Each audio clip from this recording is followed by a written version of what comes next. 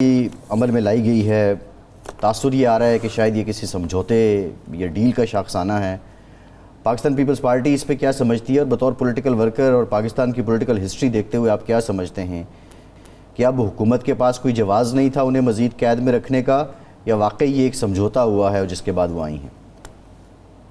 دیکھیے، سمجھوتا تو اندازے ہوتے ہیں نا، کسی کو پتہ تو ہوتا ہی نہیں ہے کہ کوئی سمجھوتا ہوا نہیں ہوا، کیا ہوا، یہ تو ازمپشنز ہوتی ہیں۔ ہاں، ان کو ایک ریلیف عدالت نے دیا ہے۔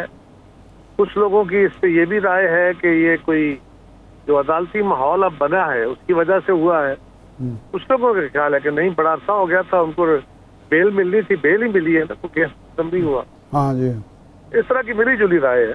جی اچھا، یہ فرمائیں کہ ہمیں یہ سمجھ آ رہی تھی کہ جب یہ آئینی ترمیم پر معاملات چل رہے تھے، بلاول صاحب آگے تھے، وہ چاہ رہے تھے کہ اتفاق رائے حاصل کیا جائے، اگرچہ اس طرح اتفاق رائے نہیں ہوا کہ پی ٹی آئی نے ووٹ کیا ہو، لیکن وہ کمیٹی میں بھی متحرک رہی، تجاویز بھی دیتی رہی، تجاویز مانی بھی گئیں۔ تو آپ سمجھتے ہیں کہ اس کے ساتھ ہی ساتھ کچھ معاملات پیپلز پارٹی نے، بلاول بھٹو صاحب نے مولانا فضل الرحمان صاحب کے ساتھ مل کے کوئی ماحول کو کے اندر ٹھنڈک لانے کے لیے، ماحول کو نارمل کرنے کے لیے جو کردار ادا کرنا چاہیے تھا وہ کیا، اور وہ کامیاب رہا، اور آج اب معاملات سدھار کی طرف جائیں گے جو بگاڑ کی طرف جا رہے تھے؟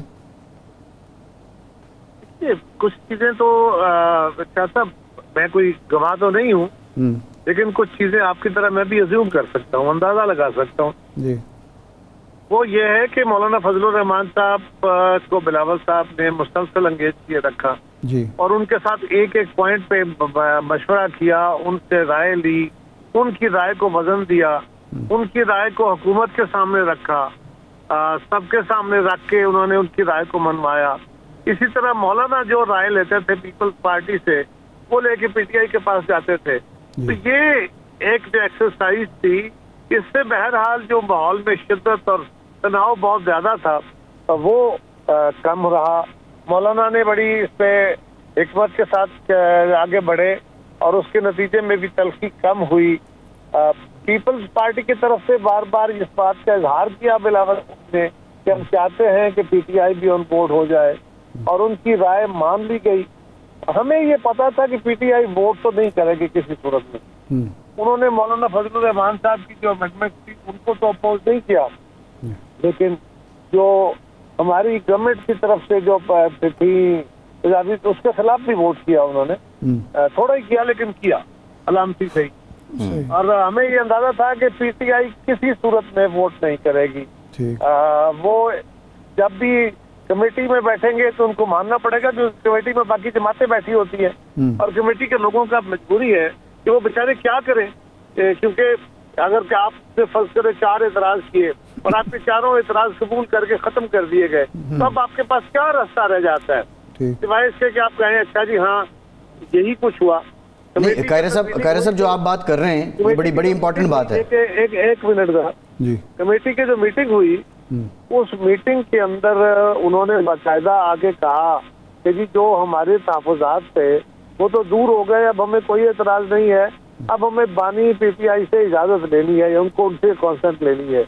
وہ ہمیں پتا تھا کہ جب وہاں جائیں گے تو وہاں سے تو نہ ہی ہے، وہاں سے تو کسی صورت ہاں نہیں ہوگی، کیونکہ خان صاحب صرف تصادم اور لڑائی اور انارکی کو ہی۔ اچھا نہیں قاہرہ صاحب، سوال یہ ہے، اگر آپ جو بات کر رہے ہیں یہ سمجھا جائے کہ یہ جو آئینی ترمیم پاس ہوئی ہے اس میں جو حکومت یا پیپلز پارٹی یا نون لیگ کی طرف سے ان پٹ تھی اس کو زیادہ تر پہ اعتراض جو تھا اس کو پیچھے رکھا گیا، اور پی ٹی آئی کی ان پٹ کو زیادہ اکوموڈیٹ کیا گیا، اور اس کے باوجود ووٹ نہیں ملا پی ٹی آئی کا۔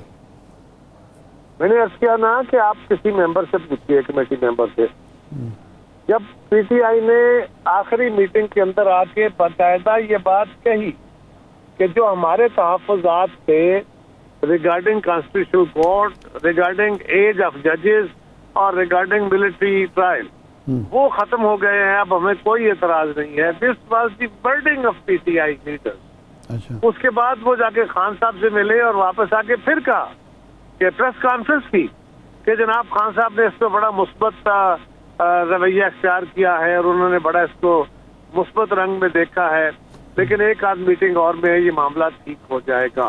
یہ بیرسٹر گوہر صاحب نے باقی دوستوں کو بٹھا کے آگے پریس کانفرنس کی, وہ ٹائم گین کرنا چاہتے تھے, لیکن یہ تو ہمیں پتہ ہی تھا نا کہ خان صاحب نے ووٹ نہیں دینا. نہیں, لیکن قاہرہ صاحب اگر وہ ایک میٹنگ اور مانگ رہے تھے, ایک میٹنگ اور دے دی جاتی تو اس سے کیا نقصان ہوتا؟ سر اس سے نہ کوئی نقصان ہوتا نہ کوئی فائدہ ہوتا, لیکن حکومت کے لیے بھی تو یہ فائدہ یہ ہوتا کہ اخلاقی طور پر وہ پھر لاجواب ہوتے اور آپ یعنی حکومت اور حکومت کے اتحادی کہتے کہ دیکھیں جی ہم نے تو ایک موقع اور بھی دے دیا, لیکن یہ بالکل مانتے نہیں. وہ اس کے بعد ایک اور وہ کہتے ہیں نا کہ وہ شعر خدا پورا کیسے ہے کہ ویسی ملاقات جس سے ایک اور ملاقات کی صورت نکلے. تو خان صاحب تو ہر میٹنگ کے اندر ایک اور میٹنگ کی بات ہی کرتے رہتے نا, اور اگر ایک اور چانس دیتے پھر آپ کہتے کہ ایک اور مانگ رہے تھے, ایک اور دیتے تھے, کیا فرق پڑتا ہے؟ وہ تو کہتے ہیں اس کو مہینہ لیٹ کر دو. لیکن 2 مہینے اس پہ بحث ہوئی ہے, 2 مہینے ایک ایک آرٹیکل کے اوپر. 56 آرٹیکل امینڈمنٹ شروع ہوئی ہے اور 22 آگے امینڈ ہوئے ہیں. ذرا غور کیجیے کہ کتنی اس پہ ڈبیٹ رہی. اس کے باوجود یہ اعتراض رہا کہ جی جلدی بڑی ہے جی. دیکھیں جی وہ 18th امینڈمنٹ تو 9 مہینے ہوئے تھے, یہ 2 مہینے بھی وہ کہتے تھے بڑی انڈیسینٹ کیس ہے. اب اس کا تو کوئی علاج ہی نہیں ہے نا جی. نہیں, لیکن جلدی کا تاثر جو ہے وہ تو حکومت نے دیا نا, کہ جب بلا لیا اجلاس جناب 11 بجے کابینہ کا اجلاس ہوگا, 2 بجے سینٹ کا ہوگا, 4 بجے اس کو چھوڑیے, اس کو چھوڑ دیجیے. آپ یہ بتائیے کتنا عرصہ لگا اس میں؟ وہ تو اس لیے کہ اس وقت نہ مولانا مانے نہ کوئی اور مانا, بلکہ آپ کے خود ممبران بھی کہہ رہے تھے کہ ہوا اس کی ڈیبیٹ میں. پہلے آرٹیکل 56 تھے, پھر 22 رہ گئے. کتنا ٹائم لگا؟ 2 مہینے سے زیادہ. اب یہ 2 مہینے نہیں, 2 مہینے تو نہیں لگے نا. وہ اجلاس جو تھا وہ تو ستمبر کے 15 ستمبر 40 دن کا تقریباً بنتا ہے. 40 دن تقریباً 37-38 دن. 40 دن سے اچھا جی, اوکے 40 دن 38 دن لا لیں, 35 لگا لیں, مہینہ لگا لیں. جی, کیا ایک مہینہ تھوڑا ہے؟ ایک آرٹیکل مطلب پورا ڈیبیٹ کر کے, اور کتنے ڈراپ کیے؟ 56 میں سے 22 آئے تو 34 ڈراپ ہوئے. تو 34 آرٹیکل ڈراپ ہونے کا مطلب یہ تو نہیں ہے نا کہ لائن لگا کے کہا یہ ختم.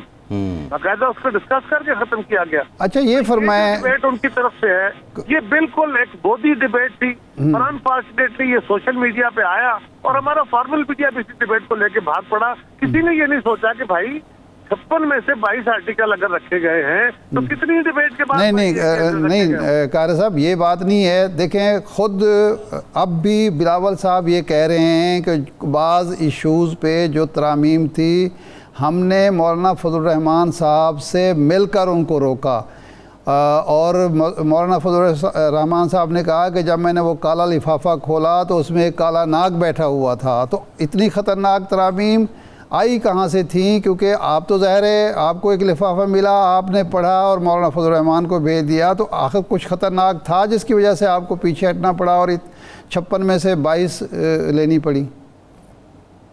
اچھا ارشاد صاحب, اگر میں اس کو اس رنگ میں لوں جی کہ ایک تحفظ یہ تھا کہ جی یہ تو حکومت کی اپنی رائے نہیں ہے, یہ تو بیچارے بس ایسی ڈاک خانہ ہے, کہیں اور سے آتے ہیں, یہ سارا کچھ بنا اپنا.